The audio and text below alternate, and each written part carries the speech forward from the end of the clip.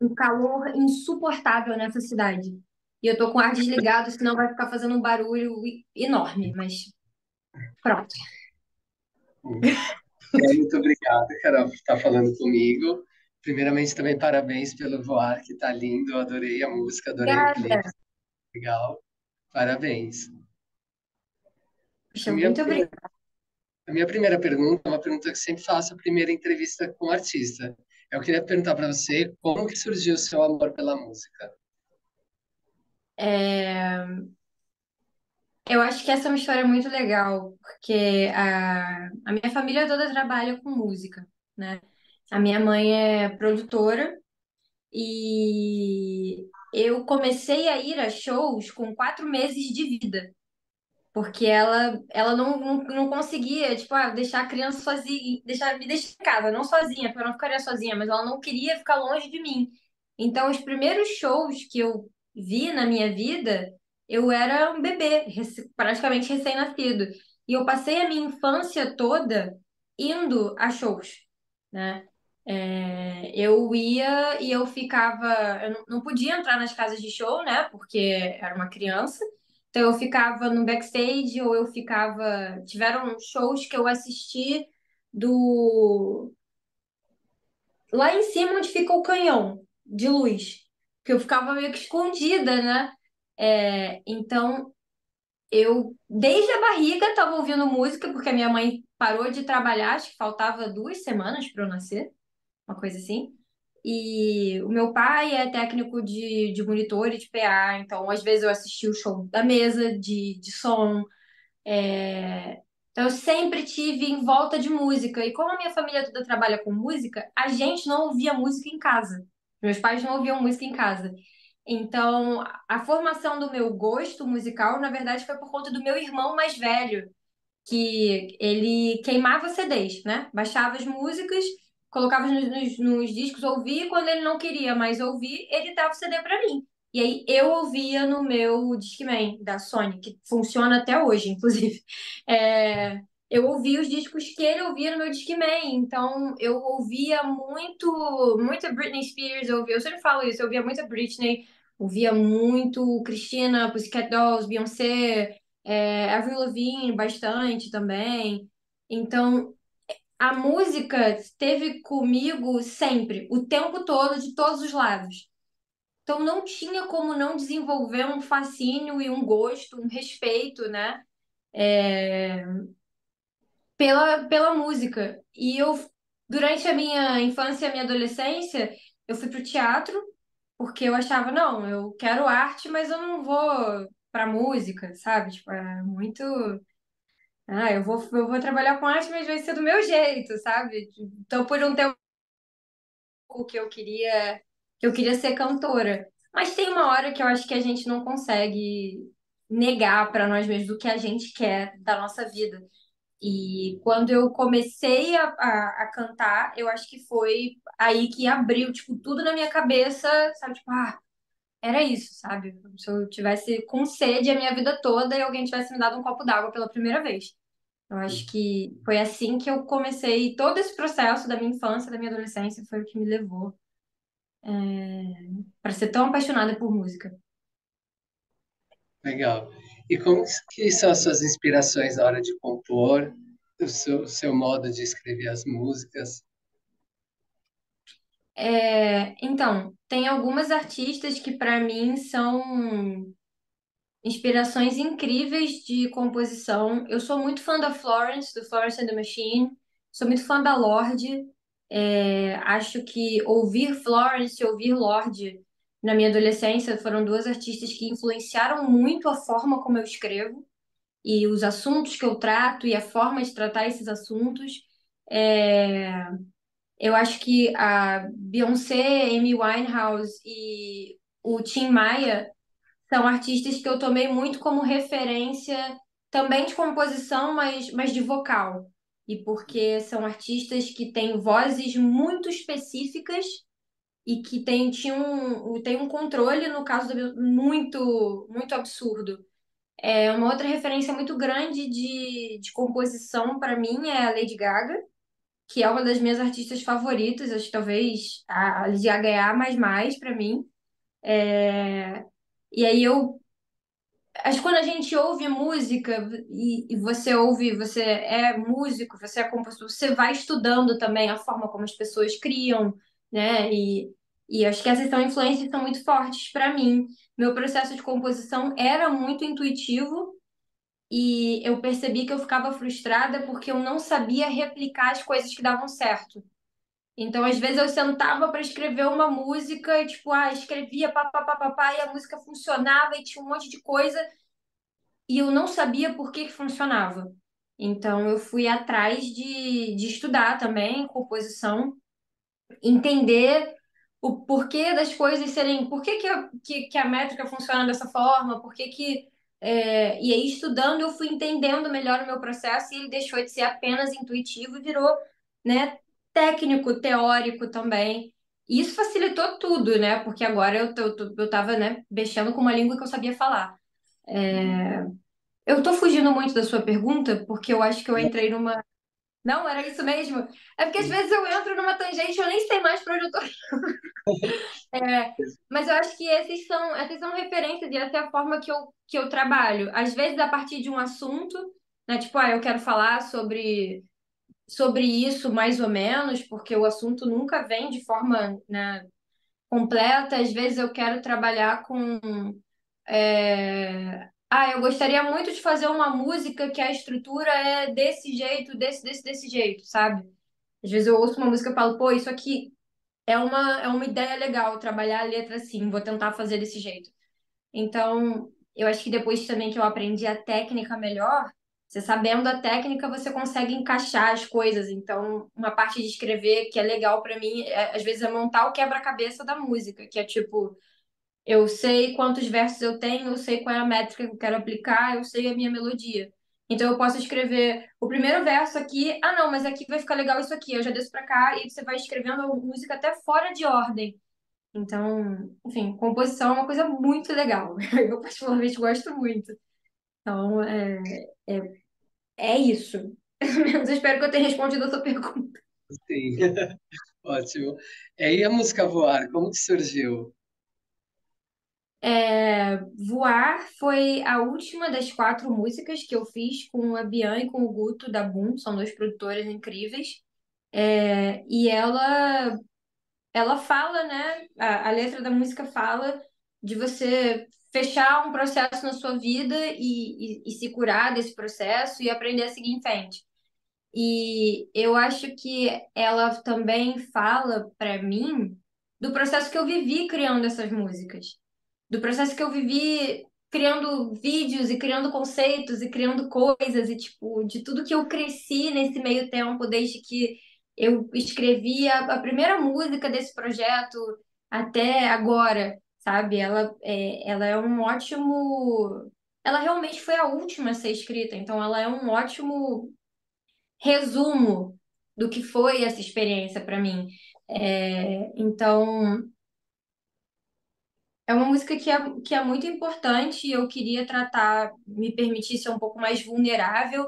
As músicas que eu já lancei, que foram Replay, Ilusão, Não Vai Se Apaixonar, elas falam de sentimento, mas eu acho que é de uma forma mais, talvez, que tem um pouco mais de humor ou um pouco mais de reverência, são músicas mais dançantes, que eu acho que até quando você fala de um assunto mais delicado nesse tipo de música, pela irreverência, pelo humor e pelo ser mais dançante, ainda tem um escudo ali. E Voar é uma música que quebra esse escudo para ser vulnerável, né? Tipo, ela exige uma vulnerabilidade maior de mim. Então, ela faz todo sentido para mim ela ter sido a última, ela vir no final do processo, porque foi depois disso tudo que eu consegui ser vulnerável o suficiente para escrever a música, né? Então, ela conta a própria história, de certa forma, sabe? Eu acho que ela veio para mim assim. Você fez o clipe também de Voar, que tá lindíssimo. As ruínas Obrigada. é demais, é incrível o cenário. Também o Nossa. visual, né? Tanto mais medieval quanto moderno. Como que surgiu a ideia desse clipe, do cenário, dos figurinos? Então, eu Eu lembro que quando a gente decidiu que Voar ia ser um single, que ia ter um clipe, logo eu fiquei, cara, eu não sei o que eu vou fazer pra contar essa história, eu não sei como eu vou fazer pra contar, eu não sei o que que eu quero pro vídeo, eu não sei. E aí, quando eu soube que a gente ia trabalhar com o Henrique Opalo, o diretor, que é um diretor que já trabalhou comigo num clipe da minha banda antiga, os Caras Carol, e eu gosto muito do Henrique, eu gosto da forma como ele trabalha e de como ele é receptivo às ideias e receptivo a experimentar coisas e criar junto, né? Que é uma coisa rara. Então,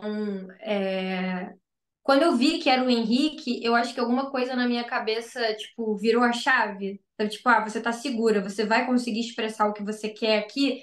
E aí eu sentei na frente do computador e comecei a pesquisar referências e coisas, pá. Fiz uma apresentação de conceito do que eu queria que fosse o clipe. E eu peguei 3 vídeos de referência que eu achava que eram clipes que trabalhavam bem a ideia que eu queria contar.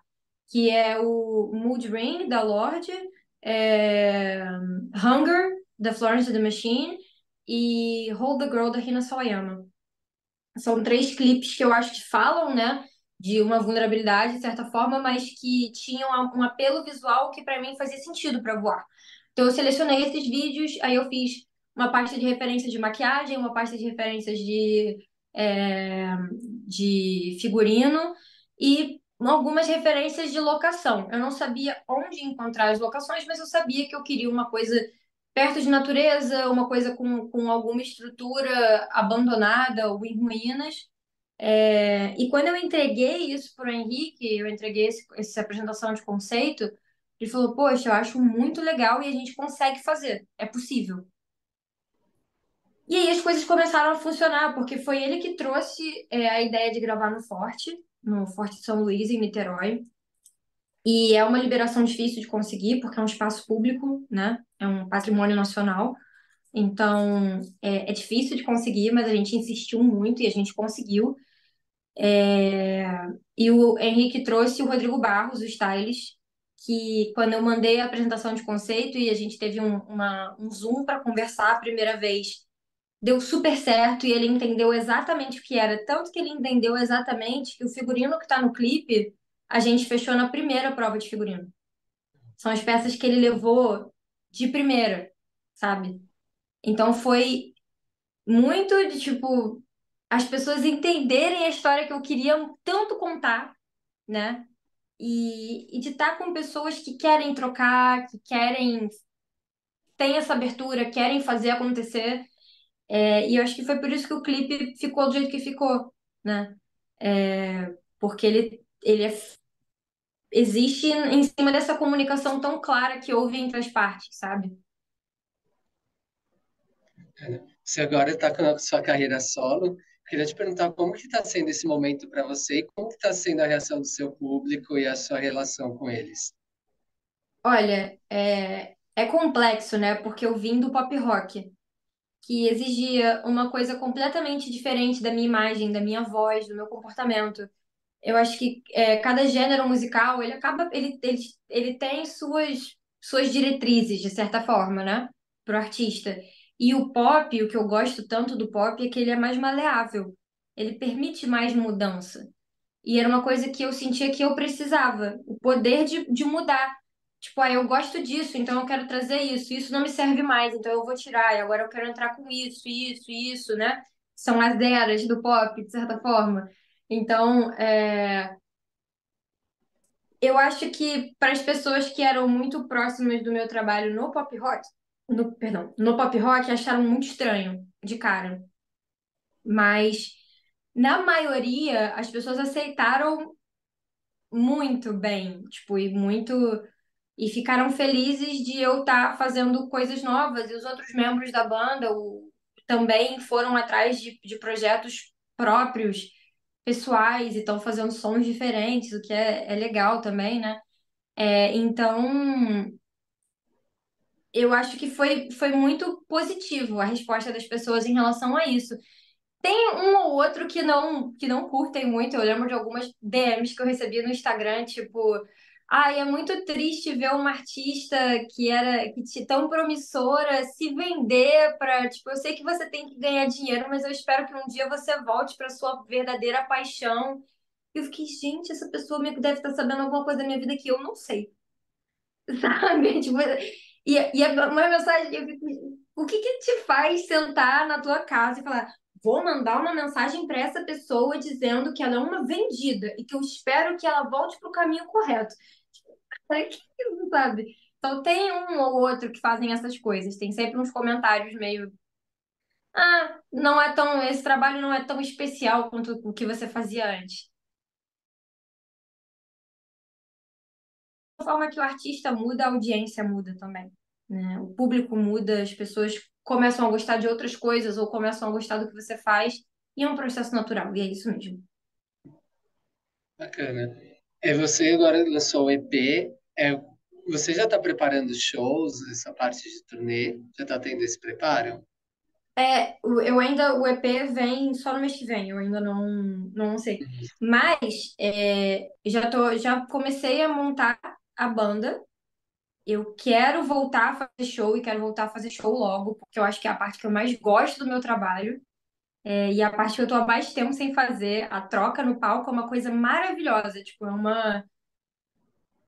sabe, é um processo do que eu acho que ele é quase espiritual, assim, de você trocar energia com as pessoas que estão te vendo e que estão ouvindo a sua música, é muito bom.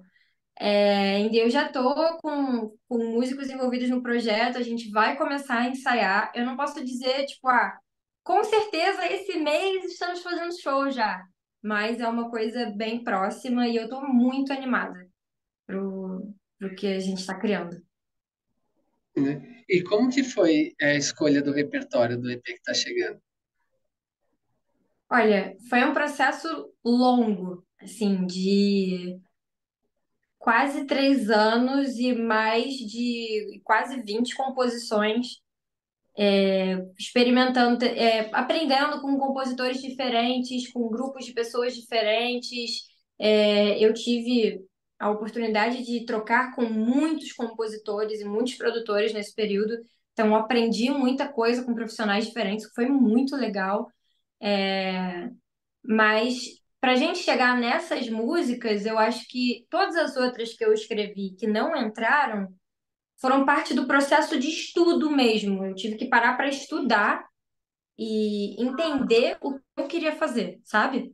Então foi a escolha dessas músicas de replay, de Não Vai Se Apaixonar, de Ilusão, de Voar e das músicas que vêm no EP são justamente o reflexo desse estudo, né? Foram as que eu fiz por último desse processo todo. Então foi muita tentativa e erro, escrevendo sozinha, com outras pessoas, até chegar em composições que eu senti e que as pessoas que trabalham comigo, que estão junto comigo, sentem que melhor me representam e melhor representam o trabalho que eu quero fazer, sabe? Então foi isso, foi muito estudo, foi escrever muita coisa até chegar aqui. Mas faz parte, né? Hum. Bacana. Para terminar, eu queria perguntar, claro, dentro daquilo que você puder contar, quais são os próximos passos da carreira? Olha, eu quero fazer show. Muito, muito, muito. Fazer show, voltar a trocar com as pessoas em pessoa. Depois da pandemia, eu acho que a gente ficou muito nisso aqui, né, do vídeo direto. E a chamada de vídeo propõe, tipo, proporciona muitas coisas que talvez a gente não conseguisse fazer em pessoa. Mas eu sinto muita falta de trocar em pessoa, né, e começar a escrever a próxima história, sabe? Começar a trabalhar num próximo EP ou talvez num álbum. Porque eu acho que eu tô pronta para essas experiências agora. Entendeu? Mas show, com certeza é fazer show, botar o projeto na estrada, ver gente, que é a parte mais legal de fazer música, eu acho. Oi, Bacana. Carol, muito querido. obrigado. Mais uma vez, parabéns por voar, tá lindo, eu adorei. Tenho certeza que vai ser sucesso, uma boa estreia para você. Parabéns. Muito obrigada, André. Obrigada mesmo.